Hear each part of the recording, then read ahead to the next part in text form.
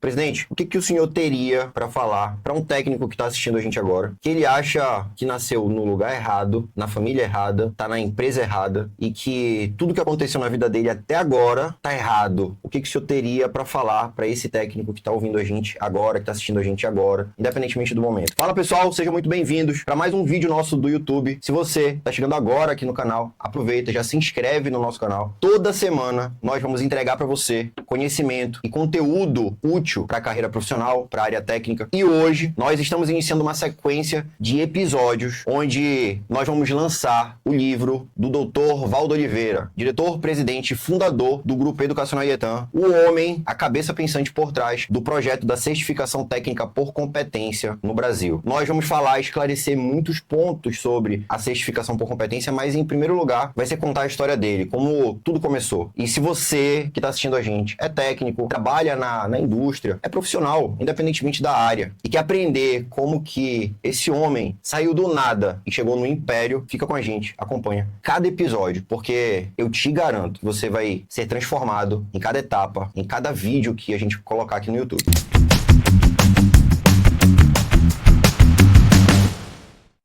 Nesse episódio, nós vamos entregar muitos ensinamentos. O tema do nosso primeiro episódio é a força de quem veio da periferia. Eu vou começar, antes de fazer as perguntas, eu vou pedir para que ele se apresente, tá? Antes dele se apresentar, eu já vou falar aqui. Vocês vão acompanhar essa sequência de episódios. Coloca na sala da sua casa. Chama seu pai, a sua mãe, a sua esposa, seus filhos. Porque o papo aqui é entre família. Senhor doutor, meu pai, Dr. Valdo Oliveira, fundador do Grupo Educacional IETAM. Eu vou deixar com que ele se apresente para que eu possa trazer os ensinamentos desse primeiro capítulo, que a gente vai falar sobre o primeiro capítulo do livro. E para você que está ouvindo a gente, que está assistindo a gente, você vai receber em primeira mão um pouquinho dos ensinamentos que estão dentro desse livro. Doutor Valdo, tá com o senhor pode se apresentar. Bom, Marcelo, em primeiro lugar, é algo realmente desafiador, né? Queria me apresentar, eu me chamo Valdo Oliveira, estou como diretor-presidente do Grupo Educacional IETAM. 63 anos, paraense, genuíno, nascido, vivido nesse estado, embora tenha rodado um pouco desse mundo, embora tenha conhecido outros países, né, ali na Europa, Itália, Alemanha, França, naquela correria toda. Quando estive por lá, depois a gente vai falar sobre isso. No estado do Pará, todos os municípios a gente já, graças a Deus, teve oportunidade de conhecer de forma profissional, com atividades. Quando estive no Senai, a gente vai falar também depois sobre isso. E Einstein, ele disse o seguinte: fazer a mesma coisa vai te levar sempre ao mesmo lugar. E aqui a gente não quer fazer a mesma coisa de sempre. Um podcast monótono, cheio de conversas já elaboradas, perguntas e respostas elaboradas, sem que haja um engajamento da verdade. Aqui nós vamos falar abertamente da verdade. E aí, do nada ao império, na verdade, é do nada, né? Por que do nada? Porque eu não tive o privilégio, assim como você, que talvez esteja aí do outro lado, teve oportunidade, nasceu em um berço esplêndido, né? Uma classe que domina esse país, num percentual tão pequeno, uma divisão de renda tão desigual, e a maioria da gente, nós, eu me identifico com você aí, que também está passando por isso, que também tem essa dor, essa exclusão social que nós vivemos, infelizmente, onde a educação, ela realmente tem um significado muito forte, né? A educação, ela te permite, ela te liberta, ela te dá um engajamento da liberdade, o conhecimento é algo que ninguém tira de você. E foi uma das razões pelas quais eu me dediquei para essa área da educação. Mas também vamos comentar mais sobre isso de uma forma bem pedagógica mais para frente. Mas voltando para o assunto, você que está aí do outro lado, que com certeza se identifica com a minha história, é desafiador nós falarmos que nós conseguimos vencer. É muito desafiador. Como que vive, como que vence um ser humano nascido num berço de muitos problemas, uma família muito desestruturada? Isso aqui não é motivo de vergonha, isso aqui é motivo, para mim, de muita satisfação de poder dizer para você aí do outro lado o quanto você pode chegar onde eu cheguei. Obviamente que eu não construí essa história sozinho. Eu tive pessoas que me ajudaram e tive o nosso poderoso, soberano e eterno Deus que resolveu me acolher, estendeu as mãos em momentos tão difíceis. Eu jovem, lá com meus 13 anos, 12 anos, me deu a oportunidade de eu enxergar que a educação iria me transformar, mas o conhecimento ia me libertar. E com 13 anos eu ingressei no Senai, no serviço curso educacional do Senai, Sistema S, para que eu pudesse aprender uma profissão, para que eu dissesse assim, eu hoje, mesmo novo, eu posso ter oportunidade de mudar a vida da minha família. Que família é essa que eu falei desestruturada? A bolha que eu tive que estourar dessa exclusão social não foi fácil, como não está sendo fácil para você aí. Mas entenda que você pode. Vamos entender que quanto mais a gente se lamenta, mais a gente murmura, mais a gente se distancia de sair dessa bolha. Tudo que a sociedade quer é que nós estejamos excluídos socialmente, porque a gente passa a ser massa de manobra, a gente passa a ser mecanizado, robotizado. E hoje, quando entra a inteligência artificial, hoje quando entra o mundo globalizado, hoje quando entra a internet, né, as mídias digitais, a pessoa tem uma oportunidade de sair dessa exclusão. E eu lá atrás, eu via durante toda a minha infância, eu não tive infância, assim como talvez você não está tendo, nunca teve. Oportunidade de brincar, de se divertir, sabe? De ter a certeza de que você ia pro colégio, estudar, quando chegasse em casa tinha um prato de comida, tinha sua cama quentinha, tinha lençóis cheirosos, um travesseiro para você deitar a cabeça e no outro dia acordar tranquilo, porque a sua família está estruturada, tem uma base. Isso não acontece comigo, como não acontece com a maioria das pessoas que vão ler esse livro. Quando as pessoas começarem a ver esse livro, é a pura realidade, é a essência de uma transformação de vida, que com certeza vai lhe ensinar, vai se comunicar, você vai ter empatia, você vai se identificar, você vai ver que você pode colocar uma digital muito forte na sua vida. Basta você querer, porque querer é poder. E eu via o meu pai semi-analfabeto, alcoólatra, viciado realmente, pela estrutura familiar que ele teve. Ele era oriundo do município aqui, na área do Salgado, de Bragança, o pai era pescador. Imagina o meu avô, a dificuldade que ele teve também de sofrer pela opressão, pela exclusão social, por um momento de ter um estigmatismo muito forte apontando para ele o tempo todo. O meu pai passou por isso e trouxe isso para dentro da minha família. Minha família era eu, meu pai, minha mãe e mais 3 irmãos. Eu, o mais velho. Agora imagina você com 8 anos ter que correr para dentro do mato porque o seu pai, com uma faca na mão, querendo matar você, seus irmãos e a sua mãe. O que é a mãe para você? O que é uma mãe para você? Para mim, era um motivo da minha essência, de eu estar vivo, de eu estar ali. E o pai, embora ele tivesse todos esses problemas, ele também era uma pessoa fruto de uma sociedade distorcida. Isso me incomodava muito. E eu botei na cabeça e falei uma vez para minha mãe, dentro de uma estrutura de um ônibus, que estava numa lagoa, todo de madeira, ônibus velho, foi para lá que nós fomos ficar escutando sapo, grilos, porque o meu pai gritava, não sabendo onde nós estávamos, que queria matar minha mãe com uma faca na mão. Eu disse para minha mãe, eu vou lhe tirar dessa vida. A senhora pode ter certeza que eu vou dar tudo de mim para que a senhora tenha uma vida digna. E eu não culpo o meu pai, eu culpo a sociedade, que fez com que ele se tornasse esse homem. E isso foi com 8 anos. Eu ia, às vezes, a pé para a escola, com chinela de dedo, sapato não se tinha, não tinha meia, sofria bullying, constrangimento, porque eu nunca estudei em colégio particular. Eu sempre estudei nos colégios públicos. E meu pai era motorista, tinha uma empresa que hoje é Equatorial, que era a CELPA na época, Escola Forluz, e os filhos dos funcionários de baixa renda lá tinham condições de estudar. Eu estudava lá. Eu escutei, com 12 para 13 anos, que existia uma prova que tinha que ser feita no Senai, Serviço Nacional de Aprendizagem Industrial. Foram essas duas letras que me chamaram a atenção. Porque mudar por mudar de colégio, para estudar por estudar, isso não me interessava. Como foi que eu entendi isso? Eu estava realmente num processo de querer aprender algo. E você sabe que o tempo é o senhor da razão, mas ele é o nosso maior adversário. Presidente, eu tenho algumas perguntas que eu vou fazer para o senhor aqui no decorrer dessa nossa conversa, mas Presidente, eu tenho muitas perguntas para fazer para o senhor durante essa nossa conversa. Pode ser que algumas perguntas eu nunca tenha feito como filho, né? E o senhor vai responder para mim. Então, se você quiser ver essa conversa, já fica até o final. Mas tem uma pergunta que ela é muito importante. Só um instante, Marcelo. Gente, não se trata de você querer ir até o final. Eu vejo que é necessário você estar até o final. Que tudo que vai ser falado aqui vai ser de um aprendizado não só para vocês, mas para mim também. Porque reviver essa história, nessa cronologia de fatos, vai me motivar mais ainda. Porque vai me levar para um ambiente lá atrás que eu vivi. Vai dizer assim para mim, ei, calma, que o tempo ainda está aí. Vai ter que conquistar mais. E eu tenho uma coisa para falar para vocês. Você quer sair da zona de conforto? Tenha uma palavra chamada ambição, mas uma ambição profissional. Mas a primeira pergunta, em relação ao seu livro, esse primeiro capítulo, que é a força que veio da periferia, então o senhor não nasceu em uma família que tinha condições, que deu para o senhor ali uma estrutura de um grupo de apoio no qual o senhor pudesse correr de uma forma acelerada para alcançar os seus objetivos.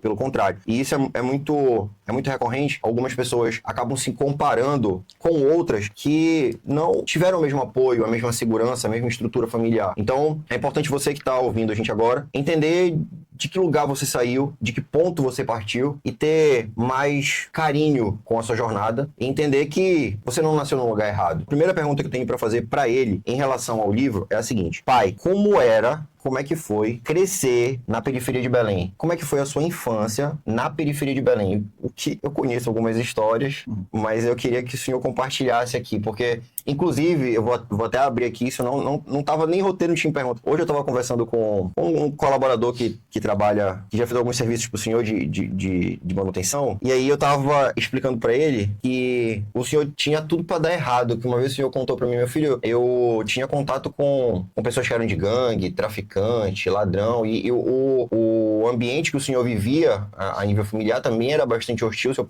teria todas as justificativas do mundo para dizer assim: eu me tornei isso porque eu estava revoltado com as coisas que estavam acontecendo na minha família, na minha vida. Mas eu queria que o senhor respondesse como que foi crescer na periferia de Belém, como que foi a sua infância, o senhor entrou em contato, quais foram as experiências, para a gente poder entender justamente essa origem e como que o senhor fez para chegar onde o senhor chegou hoje. Marcelo, na verdade, eu não vivi na periferia. Eu sobrevivi a uma desigualdade social absurda, que não acabou. Eu sou da década de 60, não acabou. Nós estamos em 2026 e continuamos com essa desigualdade social. A minha luta, que as pessoas leiam esse livro, que elas possam ver que há para elas também chances. Mas o problema não está somente na sociedade. O problema está em cada um de nós. De que forma você está se vendo? Como é que você entende que você tem que sair, estourar essa bolha, sair da caixinha? E a maioria fica na caixinha, porque nós somos levados a um processo de ficarmos mecanizados, socialmente falando. Então a desigualdade social, a pobreza, a fome, a miséria, a prostituição, ela é intensa, mas nem por isso tem que se desmerecer essa classe social que estatisticamente existe apenas na época de eleição ou coisa do tipo, depois ela é esquecida. Não, nós temos que dar o grito de liberdade, nós temos que estar todo o tempo motivados. Existem dois tipos de motivação no ser humano: uma motivação extrínseca, que é aquela que vem de fora para dentro, onde você olha, identifica que um amigo seu passou no concurso, que você também vai passar,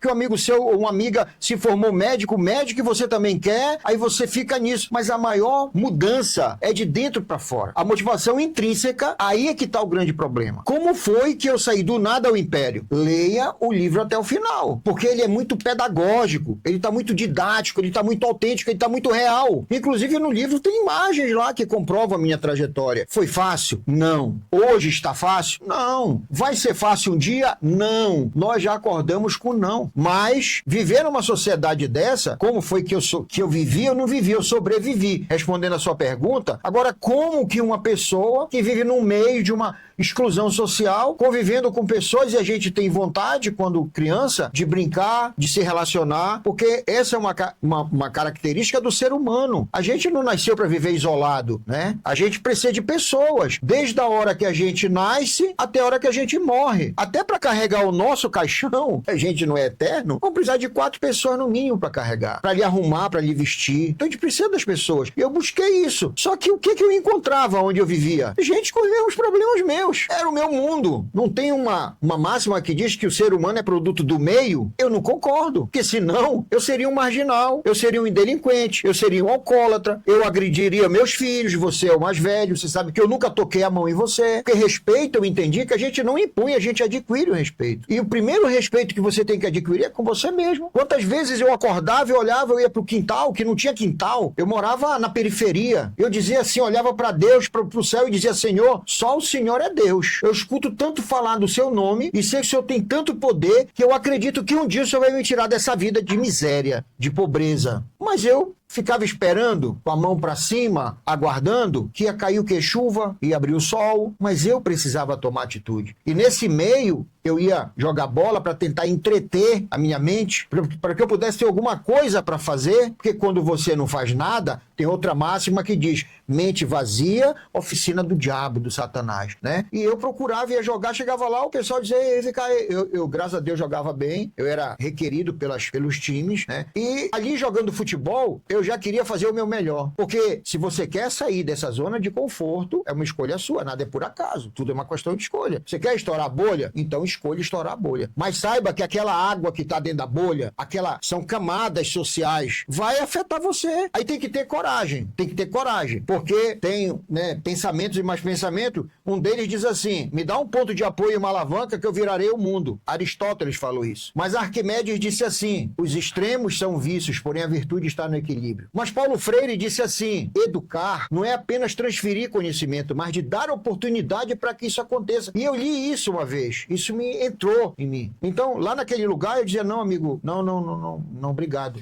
E eu queria lhe interromper para dizer que quando o senhor fala em relação a que o ambiente, né, que o senhor não concorda que o homem ele é produto do meio, eu vou falar para o senhor como um acadêmico de psicologia, com todo respeito como seu filho, mas como acadêmico de psicologia, que dentro da psicologia existem vários teóricos, existem vários pensadores, vários psicólogos com várias teorias. Teoria sem uma evidência, sem um embasamento científico, é meramente uma teoria. Mas se nós pudéssemos colocar hoje todos os teóricos, todos os psicólogos que desenvolveram teorias, seja ela, por exemplo, psicanálise, behaviorismo, que vai da terapia cognitiva comportamental, humanismo e etc., existe uma única situação que todos eles apertam as mãos e falam assim, a gente concorda nisso daqui, que é a influência do ambiente na construção de traços de personalidade e na construção da mentalidade do ser humano. Então isso mostra, para mim, como seu filho, e para vocês que estão assistindo, que o senhor é uma exceção da exceção da exceção. Só um caso a ser estudado. Da exceção da exceção, porque no período que o senhor viveu, que o senhor estava exposto a esse ambiente, é um período no qual nós buscamos o tempo inteiro pertencer e sobreviver. Só pode prestar atenção quando, no período de adolescência, os adolescentes andam em grupos, né? Se rebelam com algumas situações, aí banda de rock. Então, é um período onde a gente está fazendo a nossa construção de identidade. Mas, analisando de uma forma bem sutil e bem grosseira, o senhor, na verdade, criou uma aversão muito forte a todo aquele ambiente que o senhor estava exposto. O senhor, em algum momento, teve uma experiência muito traumática e negativa de olhar e falar assim, eu não quero isso pra minha vida. E naquele exato momento, o senhor virou e trilhou um caminho totalmente inverso ao que o senhor estava predisposto a caminhar, com base nas suas amizades, no local que o senhor vivia, porque a nível de facilidade, de verdade, pessoal, o que é mais fácil no ambiente que o senhor vivia? Né? Se a gente for a nível de, o senhor tá falando da marginalidade, das pessoas que estão à margem, etc., que não tem essa inclusão, para um garotinho que nasce no morro, ele vive com outros garotos que entendem do tráfico, que entendem da criminalidade em si.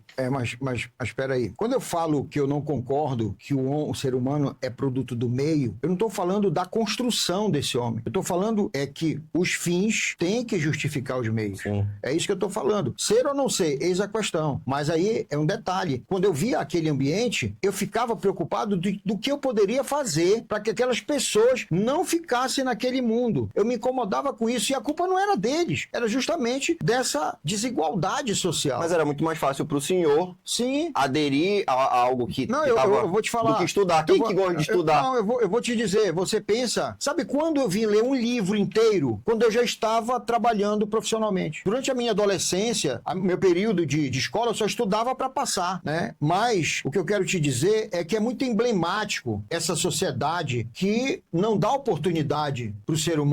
É emblemático isso. E a gente percebe no dia a dia, olha que nós trabalhamos com educação, a gente lida com pessoas, com alunos, né? São os discentes, a gente lida inclusive com educadores que chegam de uma forma muito agressiva dando aula. Isso me incomoda muito, tanto é que a nossa metodologia no Grupo Educacional IETAM é uma metodologia que foi criada e elaborada pela experiência que eu trouxe de vida. Sério! A gente vai falar mais na frente do projeto que eu fiz para dar origem, olha, para o técnico da elite brasileira aqui, ó, ó, isso aqui foi uma construção que nós fizemos dentro de um planejamento. O que é planejar? Literalmente falando, planejar é uma visão futura daquilo que você pretende fazer, com uma margem de erro de mais ou menos 10%. E aí eu fui planejando tudo isso. Então, eu não aceito que o nosso educador, o nosso docente, ele entre na sala como ele sendo o único que conhece, que se tenha monólogos dentro de sala. Não, ele tem que respeitar os alunos, porque eu também queria ser respeitado quando eu estava dentro de sala de aula. Eu ficava incomodado quando o professor chegava, botava as matérias no quadro, copia aí, e não explicava nada, e ia embora achando que aquilo ali ele deu o recado dele. Naquele momento, como aluno, por várias escolas por onde eu passei, eu me incomodava com aquilo, porque eu queria ser protagonista da minha vida. Eu queria ser o protagonista de conseguir algo, mas eu precisava de pessoas. Aí na hora que entra um educador que me coloca como se eu fosse uma maquininha para me robotizar, fica complicado. Assim é a vida da gente.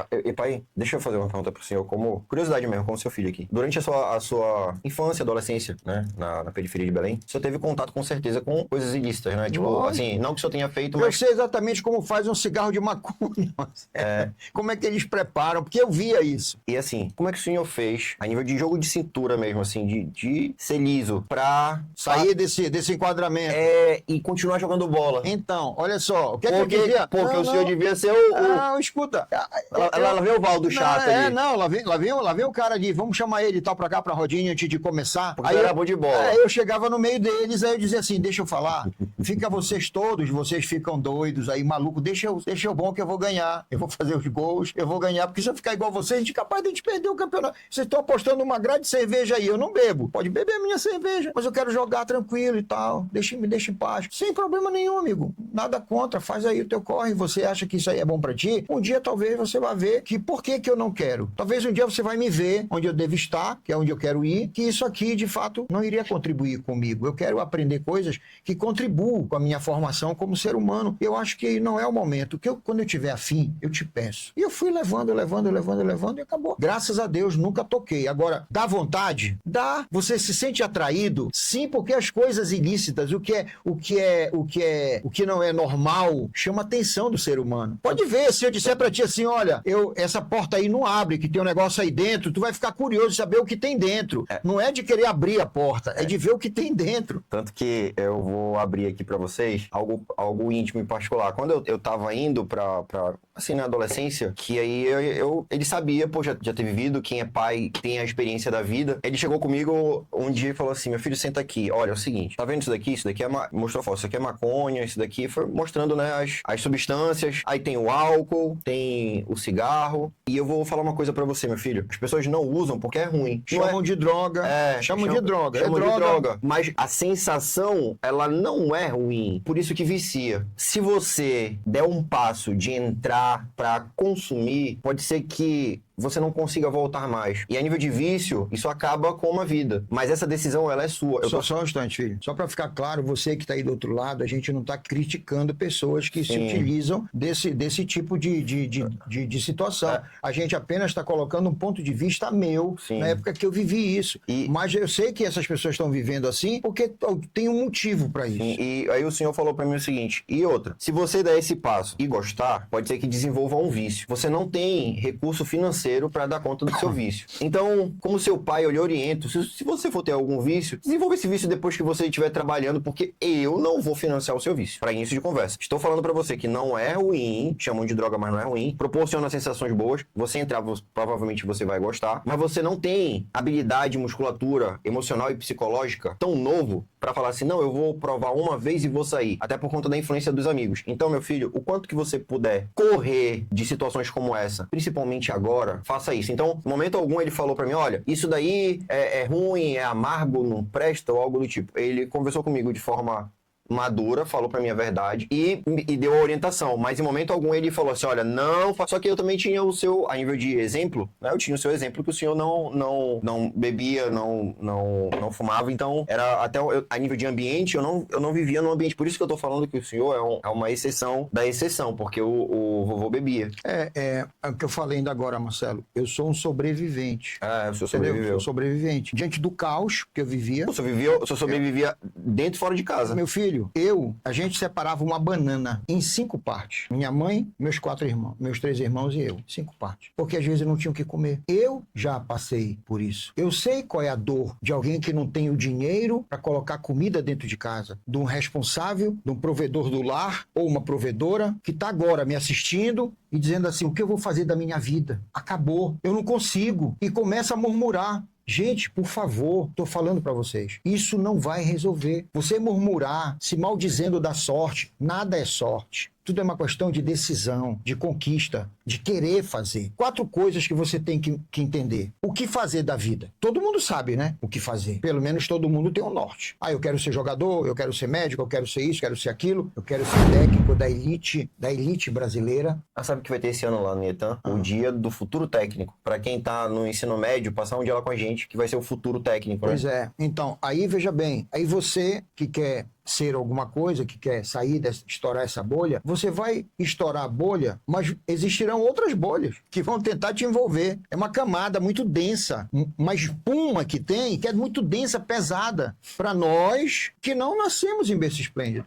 E é muito fácil falar agora, porque eu não estou falando sem conhecimento de causa. Sim. Aqui não está um escritor de um livro para querer aparecer, para querer vender. Não, eu não tenho essa prepotência de dizer isso. Mas eu tenho a certeza de te falar, vai contribuir para mudar o teu status de vida, porque mudou o meu. E o que eu estou passando no livro são situações verídicas, reais, coisas concretas, com fatos, com provas. Então, poxa, filho de uma lavadeira de roupa para fora, minha mãe lavava para 3 famílias, escondida do meu pai, as mãos cheias de unheira, por conta dos produtos que ela usava. Ela tinha que cuidar da casa, arrumar dinheiro, fazer o possível e o impossível. Eu via minha mãe empreendendo, mesmo com toda a dificuldade que ela vivia. Eu nunca, enquanto filho, tive a oportunidade de morar numa casa própria. Tem noção? Tem gente que ainda consegue um terreno, você conseguiu um terreno, construir sua casa, seja lá onde for, ou então comprou sua casa, financiou seu imóvel. Meu pai não tinha condições para isso. Nossa renda era muito baixa. E mais, eu vi a minha mãe empreendendo,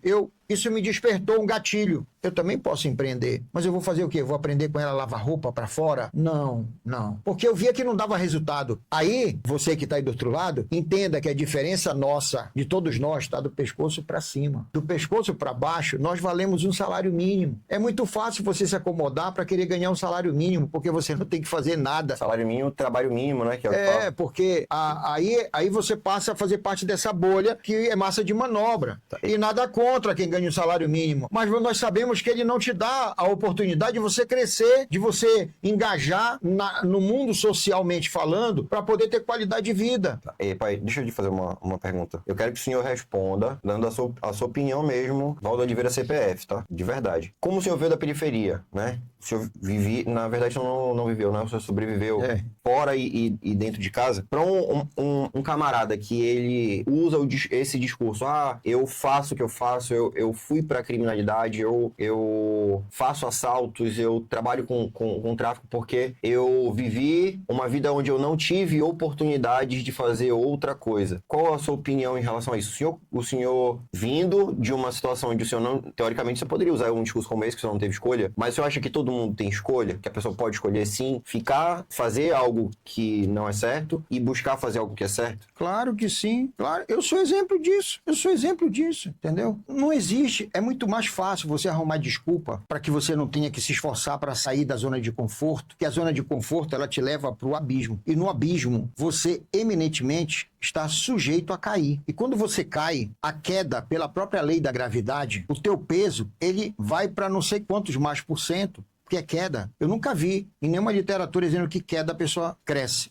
Ela cai. E você vai para o fundo do poço. Muitas das vezes, o fundo do poço, você vai para baixo do fundo do poço, para a lama do fundo do poço. É onde se encontram essas pessoas que você está falando aí, que não conseguem sair. É um problema de uma estrutura social muito corrompida, entendeu? Porque ninguém está ali usando drogas, se marginalizando, se prostituindo porque quer. Não é uma questão da pessoa querer. É justamente não ter pessoas do lado, a sociedade, maximizando as oportunidades que essas pessoas podem ter. Então eu acho que a sociedade, hoje em dia, ela é muito responsável, né? A nível governamental, a nível de opções do governo, mas eu não estou criticando aqui, não estou levantando nenhuma bandeira política, isso já é algo que é recorrente, entra presidente, sai presidente, e aí a gente vê uns tentando fazer de um jeito, outros tentando fazer de outro, mas no final você só faz omelete se quebrar os ovos. E aí quem que quebra esses ovos? É você que está aí do outro lado, eu, apenas nós, e se nós tivéssemos uma ajuda mais incisiva para que nós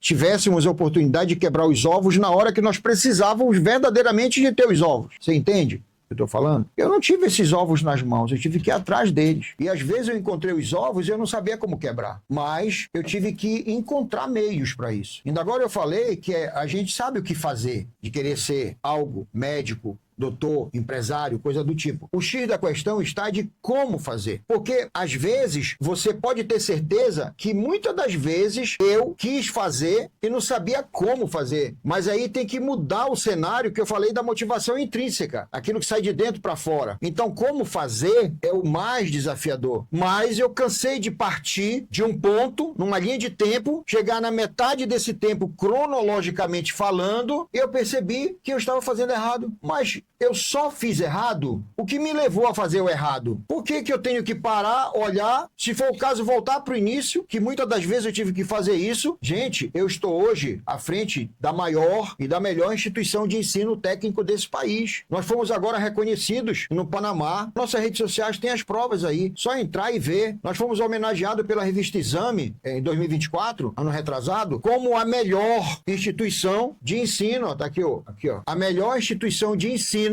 entre outros segmentos. Mais de 9.500 empresas foram selecionadas pela revista Exame, que não é qualquer revista. É uma empresa extremamente conceituada, que já faz isso há décadas. E já pensou o que é esse cara que veio da periferia chegar nesse nível, e a gente vai falar mais sobre isso lá na frente, mas só para dar um spoiler, a gente conseguiu ser campeão nacional. Eu estava lá em São Paulo, e você também esteve comigo, e você viu a satisfação do pessoal da revista Exame, e nós praticamente não tivemos tempo nem de participar do coffee break, porque nós não tivemos tempo, que era muita gente querendo parceria, querendo estar junto, querendo saber.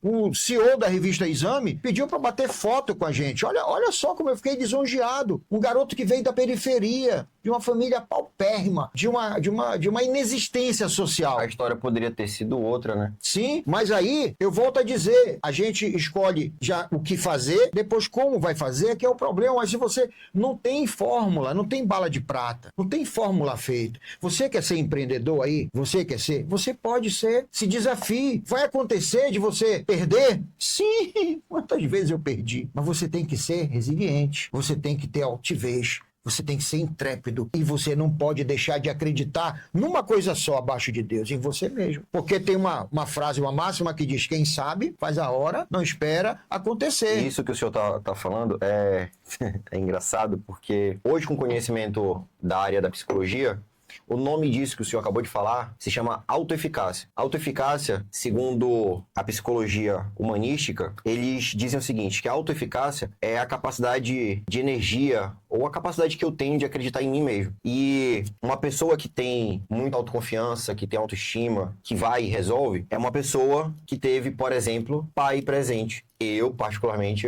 tive o senhor presente, me ensinando a ir pra guerra e da porta pra fora, pau torasse, eu tava preparado pro embate. Só que, mais uma vez, pra mim, o senhor deve ser estudado, porque o vovô não foi presente. Nunca. Ele não foi essa referência. Infelizmente, não. De que o senhor, pra construir no senhor essa autoconfiança, porque a nível de comunicação, muitas pessoas tentam treinar a comunicação, igual como a gente tá falando aqui, comunicação oratória, mas a principal comunicação, a comunicação mais forte é a comunicação interna. É o que eu falo pra mim quando alguém fala que eu não vou conseguir. Ou o que eu falo pra mim quando eu mesmo tô falando que não vai dar certo. Porque quando a gente consegue alterar essa comunicação, a gente passa a acreditar muito mais na gente, ter o pensamento de fato positivo. E se a gente entra numa sala, se você entrar numa sala agora, e dentro dessa sala, todas as pessoas confiarem em você, tem 10 pessoas, todo mundo confia em você. Se você não confiar em você, não adianta. Agora, se essas 10 não confiarem em ti, mas tu confias em ti, tu vai conseguir movimentar. Sabe o que eu aprendi, Marcelo, na vida? Que quem quer ter muitos amigos, não tem ninguém. É simples isso, é uma regra de 3 simples.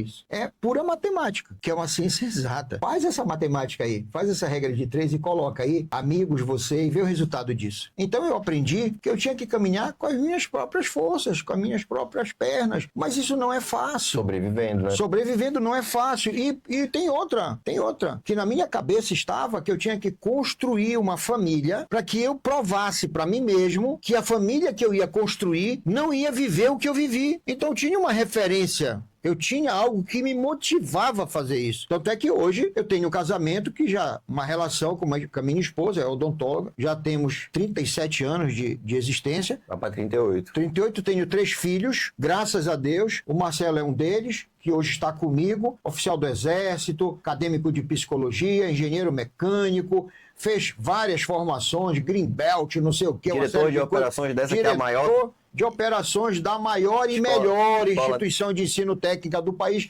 E eu falo de boca cheia, porque a gente conquistou isso. É verdade. A gente conquistou, nós somos hoje referência. A gente vai falar mais na frente, que ainda não cheguei no IETAM, no Grupo Educacional IETAM, como foi que surgiu. Eu estava naquelas 2 últimas letras, Serviço Nacional de Aprendizagem Industrial. E pai, antes porque o senhor tem muito que entregar, mas eu tô com uma dúvida. Na época que o senhor tava, assim, adolescência, começou a estudar, se em algum momento na sua vida profissional, para arrumar um emprego, arrumar uma namorada, o senhor sentiu vergonha de onde o senhor veio, ou o fato do senhor ter vindo da periferia, o senhor não ter grana, se isso dificultou alguma tipo assim...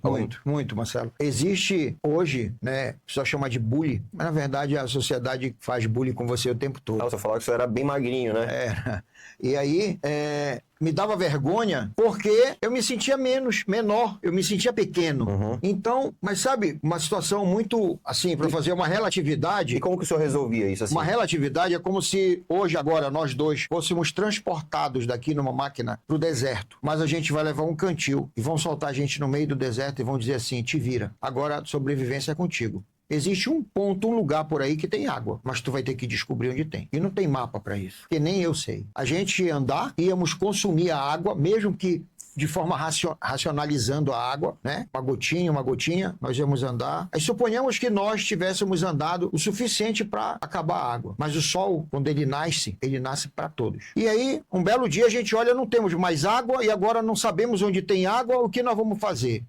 Qual é a decisão mais racional que a gente tomaria nesse momento? Gritar para pedir socorro não adianta, porque nós estamos no deserto. Só vento de areia, sol quente no rosto, na cabeça, fazendo um scalp de ti, assim, literalmente falando, queimadura e tudo mais. A pergunta que não quer calar, nós iríamos ficar parados, esperando a morte chegar com a boca cheia de dente, ou a gente tomaria atitude de ir atrás, até que tivéssemos o último suspiro de vida atrás de água? A gente, se tiver que morrer, quem é igual a mim, que está aí do outro lado, vamos morrer igual os espartanos, com a espada na mão e o escudo, mas a gente vai morrer atirando. Então eu me vi nessa condição. Eu não tenho para onde é que eu vou. O que eu vou fazer? Eu vou ficar parado me lamentando? Vai adiantar? Meu pai não me dá dinheiro para ônibus, eu tenho que ir a pé. Eu chego em casa, não tem comida, tem uma banana para dar para 5 pessoas comer. Muitas das vezes eu bebia água para poder matar a fome. Eu vivi isso até os meus 13 anos. E não foi fácil. Talvez você esteja aí ouvindo, eu não quero que você se emocione com a minha história, porque a emoção é muito ruim. Você tem que usar a razão. Use a razão para entender o que eu estou tentando passar aqui. Já sacou aí do outro lado? De você entender que você pode, que você é capaz, que não importa a tua classe social, não importa onde você esteja agora, mas que você acredite que você pode chegar onde eu cheguei. Quantas cabeças você está vendo aqui? 3, 4, 5 cérebros? Um povo com vários braços, um ser humano igual você. Eu não sou melhor que você. Pelo contrário, eu sou igual a você. Só que eu resolvi tomar atitude e não aceitar viver a vida que eu estava vivendo. Isso é uma questão de decisão. Eu não quero ser eficiente. Não seja eficiente. Porque quando você é eficiente, você fica na zona de conforto. Como assim? Eu não posso ser eficiente, eu tenho que ser ineficiente? Não estou falando isso. Eu estou dizendo que você tem que ser eficaz. Sabe qual a diferença do eficiente para eficaz? Eu vou tentar deixar lúdico isso aqui. Vai ao médico com uma dor de cabeça. Você chega lá, você é atendido no posto de saúde, seja lá onde for, doutor, eu tô com dor de cabeça, doutor, eu tô com dor de cabeça, ai, minha cabeça. Se aquele médico, aquele profissional te der um remédio para dor, ele foi meramente eficiente com você. Mas se você pegar um profissional que diga assim, sente aí, se eu tenho problema de vista, Quantas vezes o senhor já não fez exame de sangue? Como é que está a sua... Não, eu vou passar para o senhor vários exames para o senhor ir fazer, depois traga para mim que eu vou ver a causa dessa dor. Esse médico foi eficaz. Seja eficaz com a sua vida. É assim que eu entendo e assim que eu eduquei meus filhos. O Marcelo é um deles, tem a do meio que agora formou médica, inclusive sábado agora já foi fazer plantão. Já ficou de 7 da manhã a 19 horas, numa guerra danada, numa UPA aqui em Belém do Pará, num local, num bairro que é muito complicado, na periferia, com muita gente chegando. E sabe o que ela me falou quando ela veio de volta? Ela disse: pai, graças a Deus eu aprendi com o senhor que a gente não pode desistir, que a gente tem que acreditar na gente. Se o senhor visse o que eu passei, até me roubaram lá dentro. Roubaram o dosímetro dela, furtaram o carimbo. O carimbo e o... Veja bem, essa sociedade desamparada que sofre por essas distorções. Que a pessoa que roubou, com certeza não teve alguém para dizer, como eu disse para meus filhos: saiba que você já nasceu com não, mas saiba que você é um vencedor. Porque na hora que eu fui fazer você com a sua mãe, que nós praticamos o ato para gerar filho, Me poupe. saíram Desses detalhes. milhares e milhares de espermatozoides, mas você foi o único que fecundou. Então você já é vencedor desde o ventre, desde a origem lá. Então se dê valor. Eu falo isso para meus filhos, eu falo isso para você. Eu não estou aqui com falsa demagogia não, gente. Eu estou num papo muito reto. Eu estou falando da real. Esse livro, ele é a essência de uma pessoa que sobreviveu. Porque como ele bem colocou, como ele bem me pergunta, eu tinha todos os motivos para não dar certo. E você aí? Tinha tudo para usar uma enorme justificativa para falar assim: eu fiz isso porque eu tive contato com isso. Eu sempre pego a parte da psicologia, porque, psicologicamente falando, a gente acaba registrando os acontecimentos, principalmente na nossa infância, e esses acontecimentos, eles dão significado... Só um instante. Eu tô falando, gente, aqui da dor, tá? Daqui a pouco eu vou falar da alegria. E ali, naquele lugar que você vai ver o quanto você pode chegar longe. Então, a psicologia, ela ensina que nós, seres humanos, nós temos esquemas que são instalados durante a nossa vida. Como assim, Marcelo? Acontecimentos, a gente registra, coloca no nosso subconsciente, na nossa vida adulta. Quando algo similar acontece, sem raciocinar, a gente olha e dá o significado. O meu pai poderia tranquilamente dar significado sem raciocinar para muitos acontecimentos. E ele simplesmente decidiu enxergar e dar um outro significado, diferente daquele que foi aprendido durante a infância. Me dá aquilo ali. O quê? Cadê do Reclame Aqui? Do Reclame Aqui? Não tá aí não, né? Não, Aqui, ó. tá com castanha. Ah, tá com ele? Tá. É. Tá bom. Tá, eu quero fazer uma pergunta pro senhor. O que Eu tô que respondendo as tuas perguntas? Tá. Tô? Tá. Tá. Desculpa se eu me estendo, mas O eu quê? sou esse cara aí, eu não sei falar pouco, não. Eu falo, O eu quê? entrego é tudo e vou entregar tudo nesse livro. O que eu quero saber exatamente o que o vovô ensinou pro senhor sem ter utilizado nenhuma ferramenta pedagógica, como o que ele ensinou sem ensinar e o que a vovó ensinou pro senhor sem ensinar também. Ensinamentos, por exemplo, que o senhor carrega até hoje. Pode ser um ensinamento positivo, pode ser um ensinamento negativo, mas um ensinamento que construiu o senhor como homem e como profissional. Por exemplo, o senhor me ensinou muitas coisas, mas tem um ensinamento que eu lembro com muita frequência, que foi no momento que nós não estávamos bem financeiramente falando, o senhor estava numa guerra. As pessoas acham que o crescimento, que a ascensão, que o sucesso é uma linha reta, né? É uma oscilação. Teve uma época que o senhor estava como diretor do Senai, tinha muito prestígio, muito know-how. Depois, O diretor mais requisitado do Senai. E depois E o mais novo, a nível nacional. e depois passou por algumas situações financeiras. Pode ser que a gente conte aqui nos próximos episódios. E eu lembro que nós estávamos vindo de uma... A gente foi fazer feira no domingo e a gente ia de bike. E na volta, como ele tinha conseguido fazer dinheiro, eu sempre vi ele correndo atrás. Eu tive o prazer, a sorte, a honra de ver meu pai trabalhando, fazendo grana e vejo até hoje.